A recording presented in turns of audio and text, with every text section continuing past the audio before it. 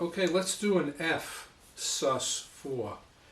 We know a partial F chord looks like this. Now if you take your pinky, there's that pinky again, and you put it down on the 3rd fret of the G string, pluck 4 strings.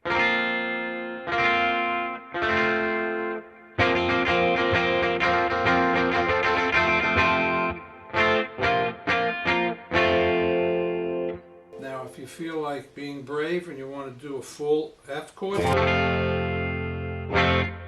then you're going to have to take and play your normal F chord